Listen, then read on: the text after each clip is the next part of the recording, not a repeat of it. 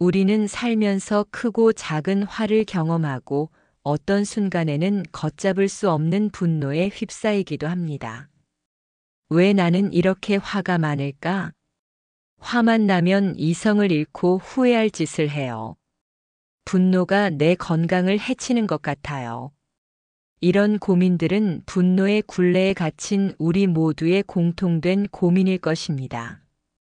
부처님께서는 이 분노의 본질을 꿰뚫어 보시고 그것이 어떻게 고통을 불러오는지, 그리고 어떻게 하면 이 분노에서 벗어나 마음의 평화와 몸의 건강을 지킬 수 있는지 명확히 가르쳐 주셨습니다. 그 가르침의 핵심은 바로 참는 지혜, 즉 인욕에 있습니다. 오늘 이 시간 부처님의 깊은 지혜 속에서 우리는 분노의 그림자에서 벗어나 평화로운 마음을 되찾고 우리 몸과 마음을 지키는 진정한 참는 지혜를 찾아볼 겁니다. 이 영상이 여러분의 삶에 찾아올 놀라운 변화를 함께 경험하는 소중한 통찰을 담고 있으니 마지막까지 함께 하시어 그 해답을 찾아가시길 바랍니다. 부처님께서는 분노를 탐욕, 어리석음과 함께 삼독심이라 불리는 가장 위험한 번뇌의 뿌리로 보셨습니다. 탐욕이 갖고 싶다는 갈증이라면 분노는 싫다, 미워한다, 파괴하고 싶다는 마음입니다. 마치 뜨거운 불길이 스스로를 태우듯 분노는 남을 해치기 전에 먼저 우리의 마음과 몸을 불태워 고통스럽게 만듭니다. 우리가 화를 내면 스트레스 호르몬이 분비되어 심장이 빨리 뛰고 혈압이 오르며 장기적으로는 면역력 저하, 고혈압, 심장병 등 심각한 건강 문제로 이어질 수 있습니다. 또한 분노는 관계를 단절시키고 후회할 만한 말과 행동을 하게 만들어 우리의 삶을 피폐하게 만듭니다. 진정한 평화는 외부의 조건이 아니라 우리 마음속 분노의 불길을 다스릴 때 찾아옵니다. 부처님께서는 이 분노의 불길을 끄는 가장 강력한 수행법으로 인욕을 강조하셨습니다. 인욕은 단순히 참고 견디는 것 이상의 깊은 의미를 담고 있습니다. 그것은 부당함이나 고통스러운 상황에 직면했을 때 감정에 휩쓸리지 않고 평정심을 유지하며 보복하려는 마음을 내지 않는 지혜로운 수용의 마음입니다. 법구경에는 성내지 않고 참는 자는 위대한 용사이다라는 구절이 있습니다. 이 말씀은 화를 내지 않는 것이 나약한 것이 아니라 오히려 강력한 자기 통제력과 깊은 지혜를 가진 사람만이 할 수 있는 위대한 행위임을 보여줍니다. 인욕은 분노의 대상을 바꾸려 하거나 상황을 통제하려 하기보다 먼저 내 마음을 다스려 분노가 일어나지 않도록 하는 것입니다. 이것이 바로 분노와 화를 다스려 내 몸을 지키는 이것, 즉 인욕의 지혜입니다. 그렇다면 인욕의 지혜를 개발하여 분노를 다스리고 마음의 평화를 찾기 위한 구체적인 수행은 무엇일까요? 첫째, 분노가 일어나는 순간을 알아차리는 수행입니다. 화가 났을 때 즉시 반응하지 않고 지금 내 마음에 화가 올라오는구나 하고 알아차리고 그 감정을 있는 그대로 관찰하세요. 마치 구름이 흘러가듯 화 또한 잠시 머물다 사라지는 무상한 감정임을 통찰하는 것입니다. 이는 감정에 휩쓸리지 않고 거리를 두는 연습이 됩니다. 둘째, 자의 명상을 통해 마음을 부드럽게 하는 수행입니다. 분노가 가득 찬 마음은 딱딱하고 닫혀 있습니다. 자신에게 그리고 화가 나는 대상에게 행복하기를, 평화롭기를, 고통 없기를 바라는 마음을 보내는 자의 명상을 꾸준히 실천해 보세요. 자애심은 분노의 불을 끄는 가장 강력한 물과 같아서 마음을 부드럽고 따뜻하게 만들어줍니다. 셋째, 상대방의 입장을 헤아리는 수행입니다. 화가 나는 상황에서 상대방이 왜 그런 말이나 행동을 했을지 그 사람의 배경이나 어려움을 헤아려 보세요. 우리는 종종 상대방의 상황을 이해하지 못한 채 섣불리 화를 냅니다. 상대방의 입장에서 생각하는 연습은 공감 능력을 키우고 분노를 이해심으로 변화시키는 데 도움이 됩니다. 부처님께서 어느 마을에서 설법을 하고 계실 때였습니다. 한 오만한 불암한 상인이 부처님을 찾아와 온갖 욕설과 비난을 퍼부었습니다.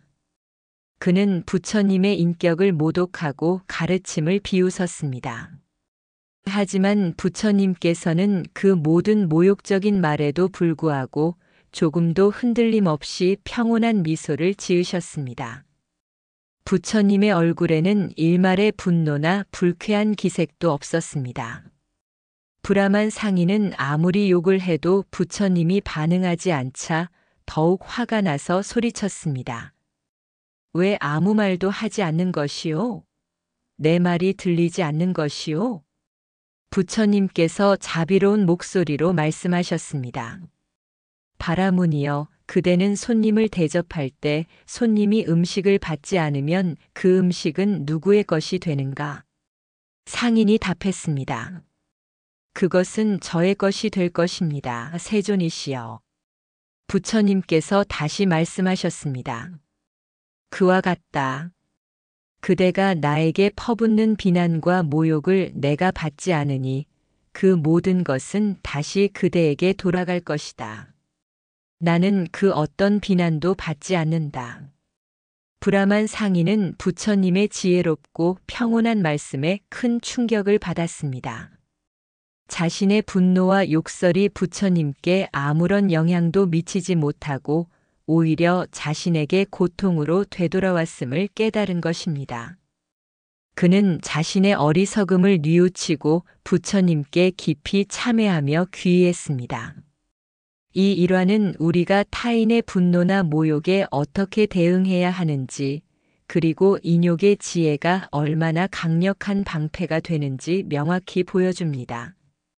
분노의 화살을 받지 않고 되돌려 보내는 것, 그것이 바로 자신을 지키는 가장 현명한 길입니다. 이제 부처님의 지혜를 바탕으로 분노와 화를 다스려 마음의 평화를 찾고 몸을 지킬 수 있는 구체적인 조언들을 말씀드릴게요. 화가 날 때 3초 멈추기 연습을 하세요. 분노가 올라올 때 즉시 반응하지 않고 3초만 멈춰서 심호흡을 하세요. 이 짧은 시간은 감정에 휩쓸리지 않고 이성적으로 반응할 기회를 줍니다. 멈춤은 분노를 다스리는 첫걸음입니다. 화가 나는 상황에서 벗어나기를 시도하세요. 가능하다면 화가 나는 장소나 상황에서 잠시 벗어나 혼자만의 시간을 가지세요. 산책을 하거나 조용한 곳에서 명상을 하거나 좋아하는 음악을 듣는 등 자신을 진정시킬 수 있는 활동을 합니다. 환경을 바꾸면 마음도 변합니다. 분노 일기를 작성해 보세요. 화를 내거나 화가 났던 상황을 구체적으로 기록해 보세요. 언제, 어디서, 누구와 어떤 일 때문에 화가 났고, 그때 내가 어떤 생각과 행동을 했는지 적어봅니다. 이를 통해 분노의 패턴과 근본 원인을 파악하고 점차 다스릴 수 있게 됩니다. 용서의 마음을 기르세요.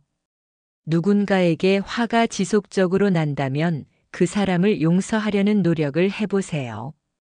용서는 상대방을 위한 것이 아니라 분노라는 감옥에 갇힌 나 자신을 자유롭게 하는 것입니다.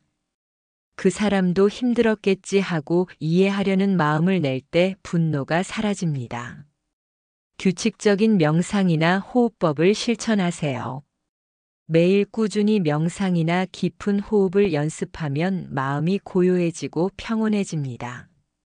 마음이 고요해지면 분노의 감정이 쉽게 일어나지 않으며 일어나더라도 빨리 알아차리고 다스릴 수 있는 힘이 생깁니다. 사랑하는 달빛 아래 연꽃 향기 시청자 여러분, 분노와 화를 다스려 내 몸을 지키는 비법은 부처님의 인욕 가르침처럼 단순한 참음이 아닌 지혜로운 수용과 자비심에 있습니다. 분노가 일어나는 순간을 알아차리고 자애심으로 마음을 부드럽게 하며 상대방의 입장을 헤아리기 때 우리는 분노의 불길에서 벗어나 진정으로 평화롭고 건강한 삶을 누릴 수 있을 것입니다. 오늘 이 말씀이 여러분의 마음에 깊은 울림을 주어 분노와 화 때문에 겪는 어려움을 극복하고 내면의 평화와 행복을 얻는데 작은 보탬이 되기를 진심으로 바랍니다. 여러분의 삶에 늘 부처님의 자비 광명이 가득하길 기원합니다. 이 말씀이 마음에 깊이 닿으셨다면 댓글로 소중한 마음을 남겨주세요. 여러분의 이야기가 또 다른 분들에게 큰 울림과 용기가 될 겁니다.